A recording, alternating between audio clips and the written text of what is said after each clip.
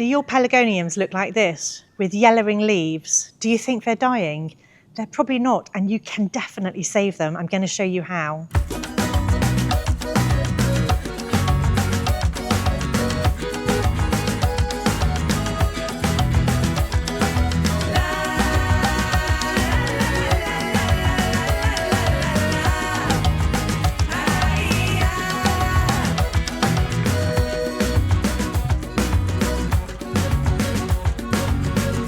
Hi everyone, my name's Annette and welcome back to Cottoverdi. In today's video, I am going to explain what is happening when your pelargonium has got yellow leaves like this, or even reddish tinged leaves, or even brown leaves. I'm going to explain what's going on and how to fix the problem and save your pelargoniums. Pelargoniums, or centered leaf geraniums, are incredibly resilient plants and they are adapted to desert conditions, so they like it hot and dry. So if your plants have got yellowing leaves like this, that is because pelargoniums use their leaves as like battery packs. So when the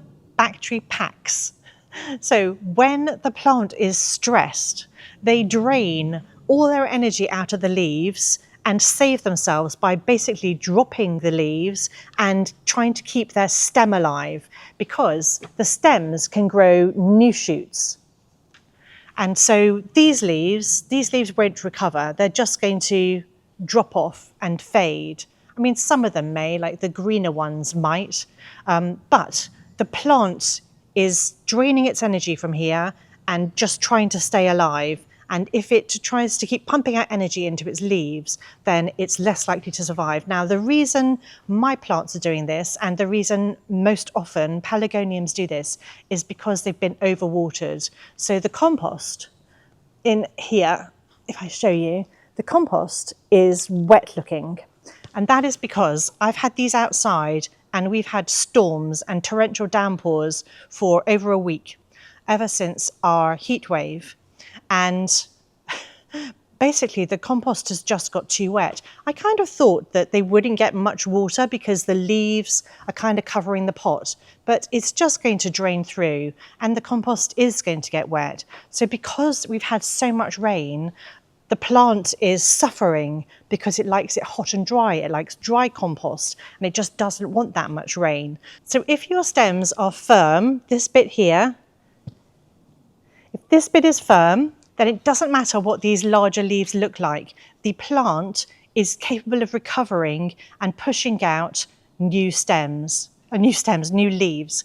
If your stems are squishy or mushy or at all soft and bendy and looking rotten, that plant has probably had it and it won't be able to push out new leaves. It's dying. The whole plant is dying.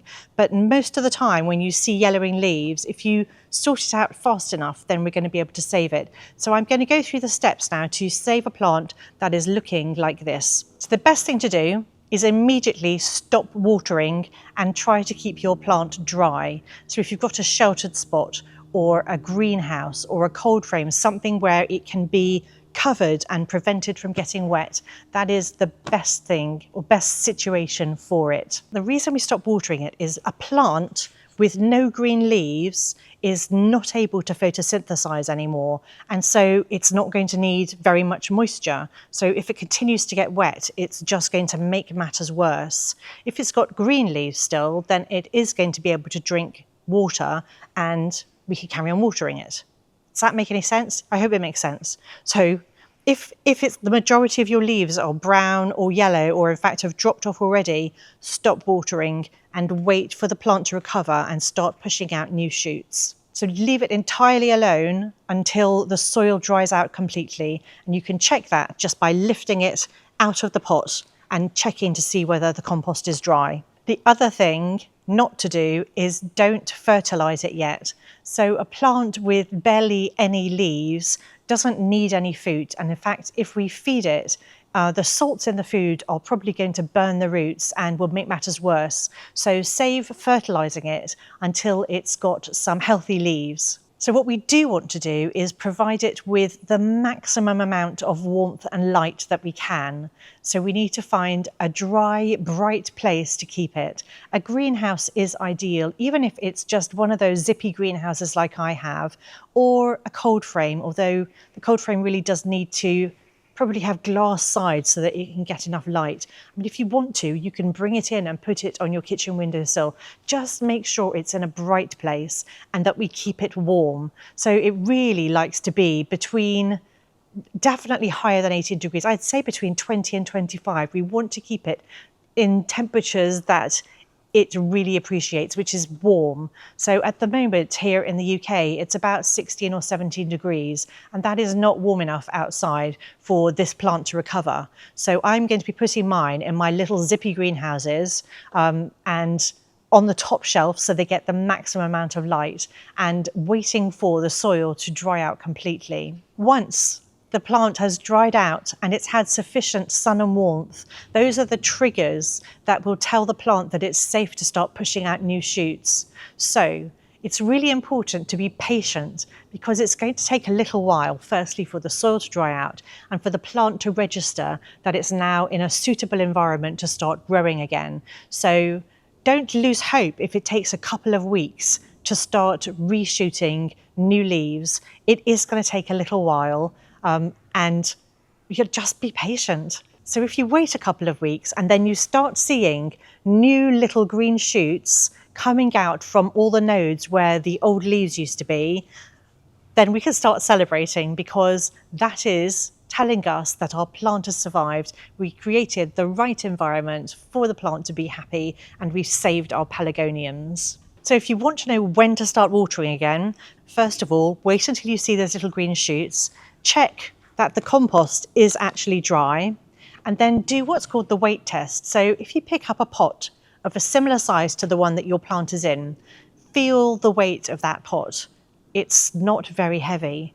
And if you pick up this pot, I mean, this one is considerably heavier because the compost is wet.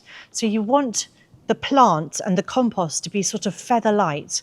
You know, when you pick it up, it will have hardly any weight to it at all. And then you'll know that it's safe to start watering again, because there's no water in the compost, because actually the water's the thing that weighs the most, not necessarily the compost. If they feel heavy, they're still holding too much water. Don't water them yet. If your pelargoniums are in small pots like this, they are highly sensitive to changes in temperature, and that's going to affect the root system and the growth of your pelargonium. So we do need to keep them warm in order to stimulate the plant to grow new roots and push out those green shoots. So the small pots are not helping matters. I would not advise putting it into a larger pot though, because then you run the risk of overwatering it again. But I really hope that has clarified how to turn one of these into a healthy plant. And don't lose hope. If your plant is looking like this, it will recover. I really hope that's been interesting and useful and given you some confidence about how to deal with the yellowing leaves on your scented leaf geraniums or your pelargoniums. They should recover if you follow my advice, and I wish you luck. Thank you so much for watching, and I'll see you all next time.